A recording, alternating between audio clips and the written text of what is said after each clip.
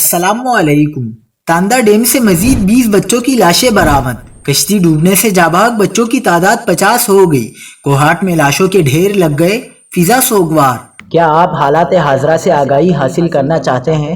خبر کے پیچھے چھپے اصل حقائق جاننا چاہتے ہیں تو ابھی سبسکرائب کیجئے جلمل پاکستان کو اور ساتھ ہی گھنٹی کے نشان پر کلک کر دیں۔ آپ کو بتاتے چلیں کہ کوہاٹ کے تاندہ ڈیم میں ڈوبنے والے بچوں کی لاشیں نکالنے کا عمل آج تیسرے روز بھی جاری رہا۔ محتمم مدرسہ شاہد نور نے بتایا کہ انہوں نے خود کشتی میں 50 بچوں کو ترتیب سے بٹھایا تھا، جس میں ان کا ایک بیٹا اور 6 بھانجے بھی موجود تھے۔ شہید ہونے والوں میں میرا بیٹا محمد طلحہ اور میرے بھانجے بھی شامل ہیں۔ تاندہ ڈیم سے اب تک 50 بچوں کی لاشیں نکالی جا چکی ہیں۔ دوسری جانب بچوں کے ڈیم کی سیر کو جانے کی ویڈیو سامنے آ گئی ہے۔